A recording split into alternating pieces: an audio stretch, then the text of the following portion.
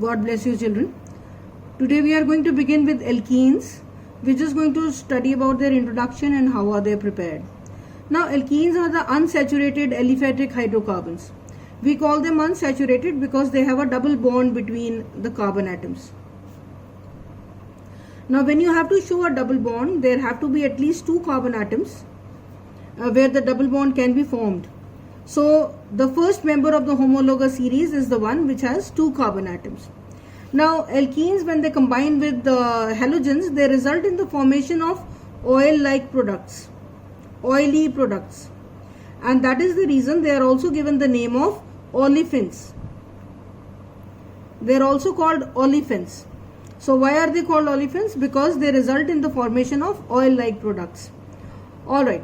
Now, the general formula of all alkenes is CnH2n. That means number of hydrogens is double the number of carbon atoms.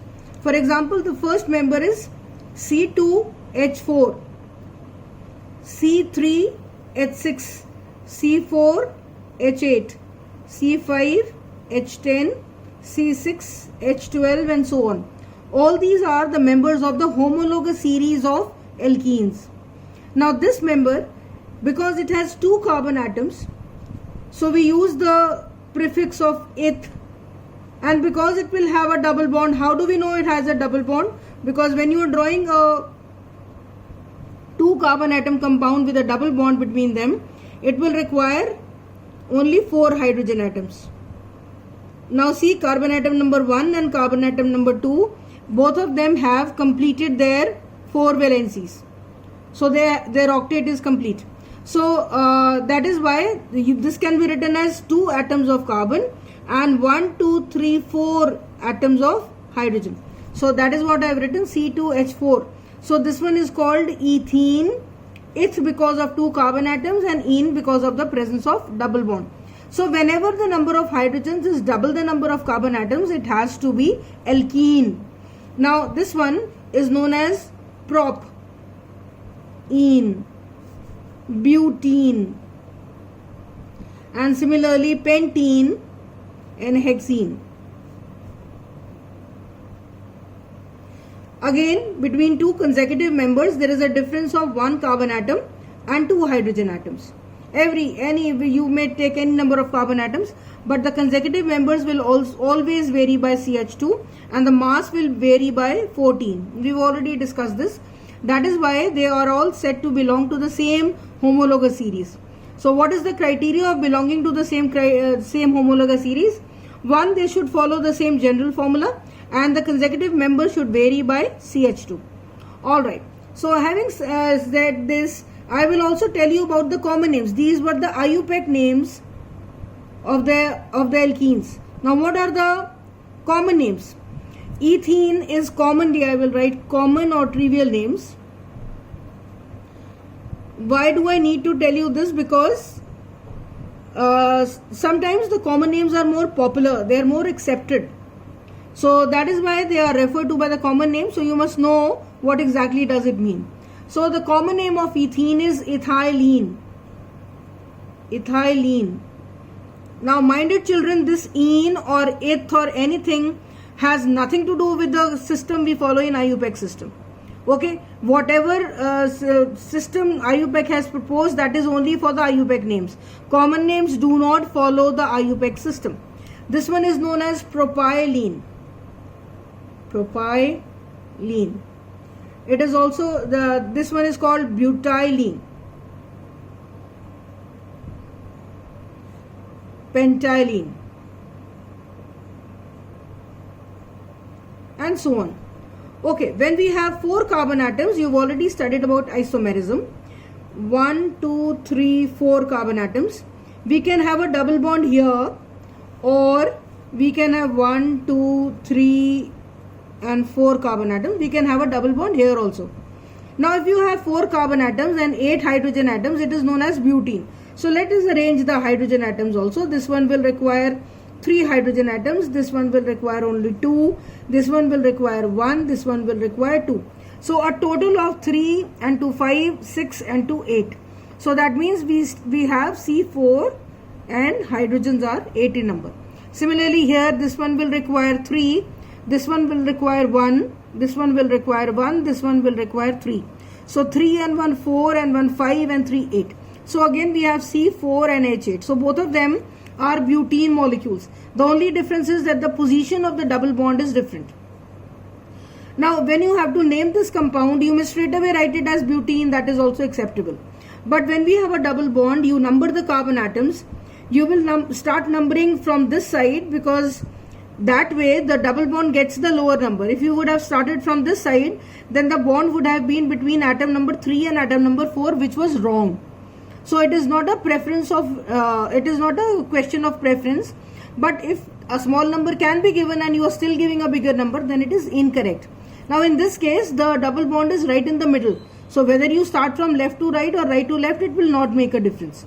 So say 1, 2, 3, 4. The bond is between 2 and 3. If you would have started from this side, numbering 1, 2, 3, 4, even then the double bond would have been between 2 and 3. So either way, the name is correct. So when you are writing the name of this compound, see, you have to look at the position of the bond, double bond. Double bond is between carbon atom number 1, carbon atom number 2. Out of 1 and 2, 1 is the smaller number. So you write 1 butene. So this is basically telling you that it's a molecule with 4 carbon atoms. It has a double bond, and this one is telling you the position of the double bond. Where is the double bond situated? This can also be written as but 1-ene. Even this is correct. But 1-ene. So B will be capital. Between the number there will be on either side of the number there will be hyphens, and then this ene can be written with a small e. Now what is the name of this compound? Again you see that the bond is between position number 2 and position number 3. Between 2 and 3, 2 is a smaller number. So you will say the double bond is attached to carbon atom number 2. So you may write it 2-butene, or you may write it as but 2-ene. Same way as you have written this. So both of them are isomers of each other because there is a variation in the position of the double bond. Number of carbon atoms and the hydrogen atoms is the same. Anyway, so similarly you can show the isomerism in beginning from butene to any of the alkenes going on ahead. Now talking about the Lewis dot diagram. For the dot diagram, you may represent carbon with the same either a dot or a cross. Okay, for example, if you are drawing say 1, 2, 3, 4, you can again draw crosses for the other carbon atom also. Now you will require 2 hydrogens over here. Hydrogen should be represented by a dot or anything other than this cross. This has to be different because these are 2 different atoms. Crosses are representing the carbon, dots are representing the hydrogen. You have to keep this in mind. So here again 2 hydrogens. So looking at this carbon atom number 1, we have 1, 2, 3, 4, 5, 6, 7 and 8. So this is how this carbon completes the octet. Hydrogens only have to complete the duplet, so they also complete the duplet. So this carbon atom number 1 has completed the octet. Both the hydrogens attached with it have also completed the duplet. Here also the hydrogens complete the duplet, and carbon atom will complete its octet by sharing 2 electrons with 2 different hydrogen atoms and 2 electrons with the other carbon atom. This will be written as carbon atom double bond with the other carbon atom, this one with 1 hydrogen and 1 hydrogen, this one with 1 hydrogen and another hydrogen. Okay, so this is a ethylene molecule. Okay, so this was regarding the introduction of alkene. Now let's study about its lab preparation. Lab preparation of, we will again study the first member, say ethene. Lab preparation of ethene. The first method is dehydration of ethanol. Now what does the name suggest? That we have a molecule of ethanol which is being dehydrated. Dehydrated means from which hydrogen and oxygen are removed in the ratio of 2:1. Alright, now let's see. Ethanol will be written as, ethanol is where one of the carbon atom is attached to OH group. Okay, so this is,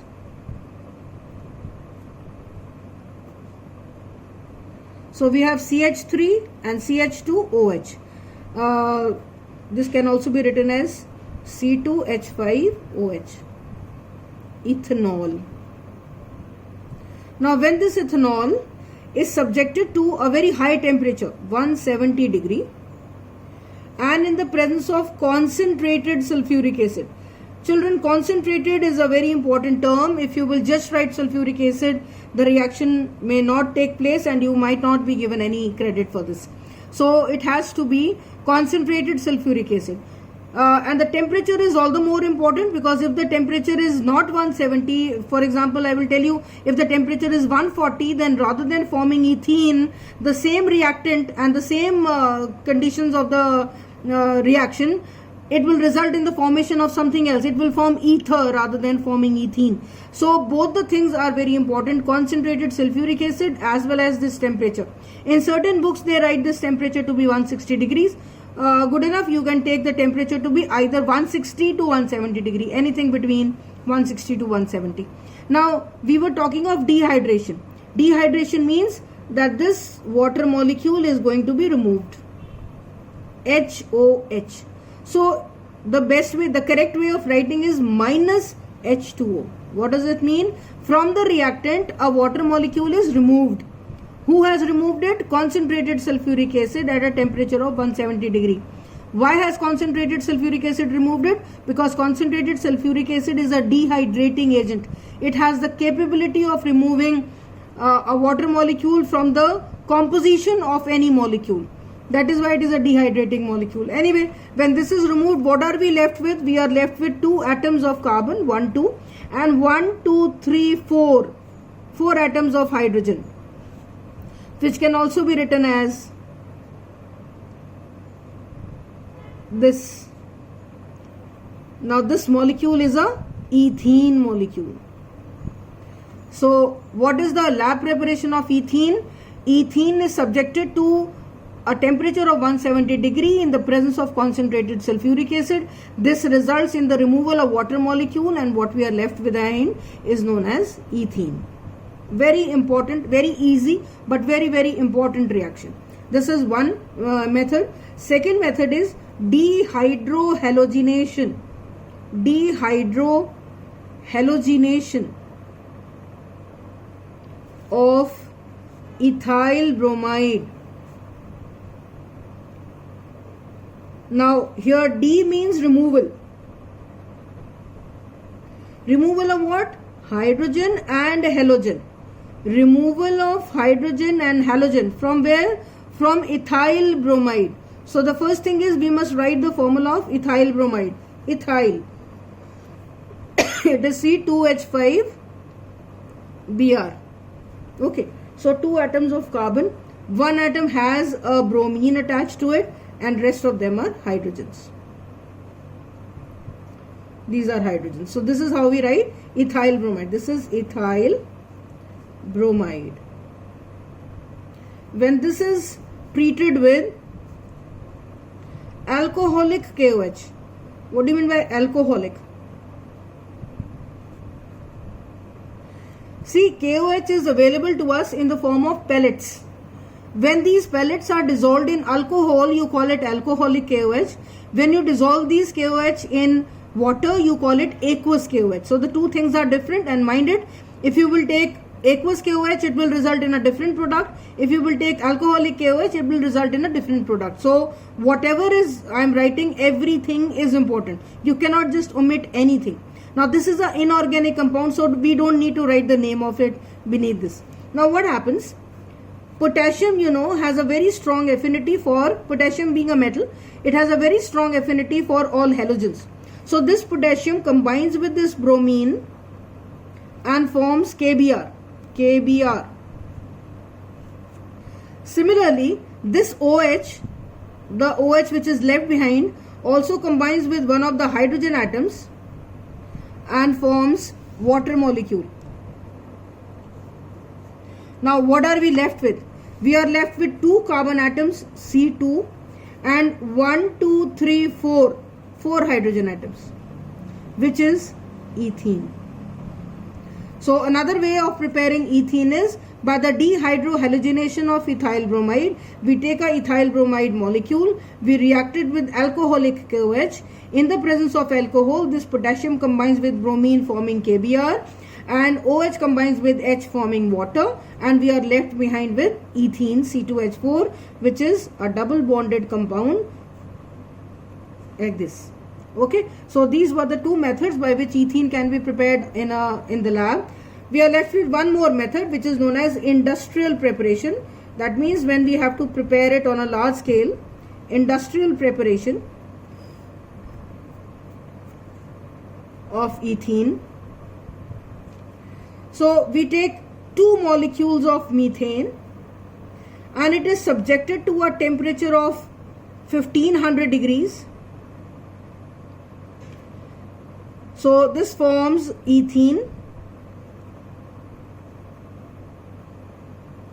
and hydrogen molecules are given out.